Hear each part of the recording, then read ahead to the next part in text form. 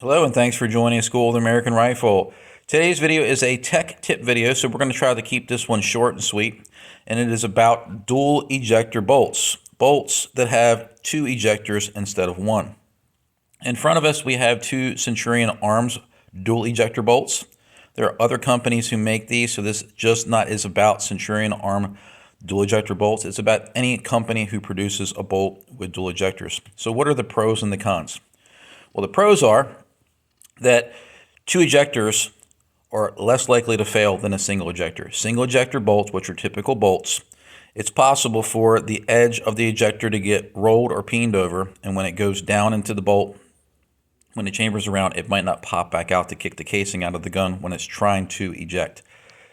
It's also possible that the one spring and the one ejector could become too weak to actually make clean ejection happen.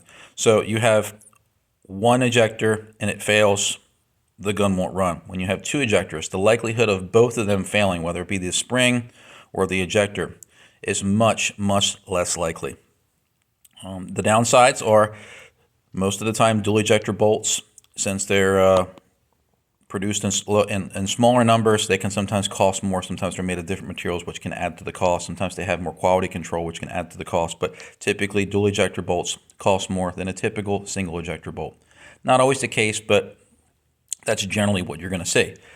Also, some people might not be aware, but if you have a gun, let's say it runs great with an H2 buffer, and you have a single ejector bolt on it. If everything is equal with the bolt carrier group you're using, between the one that you have in the gun with a single ejector bolt and the one that you're putting in with a dual ejector bolt, you may have to step down in either buffer weight or buffer spring in order to get the gun to run with a dual ejector bolt. A dual ejector bolt puts more force onto the cartridge in the chamber as it's trying to unlock and extract.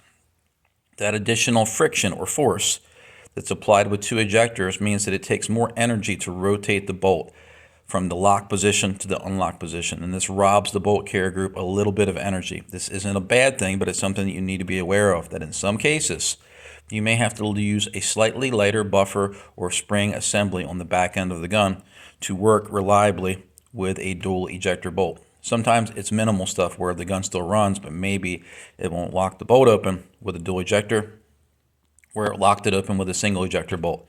If that's the case, just tinker around on the back end of your gun until you find a nice reliable setup. But this is the main point of the video, is that dual ejector bolts might require less buffer or spring on the back end of the gun. So as always, I hope you found this video educational, and thanks for watching.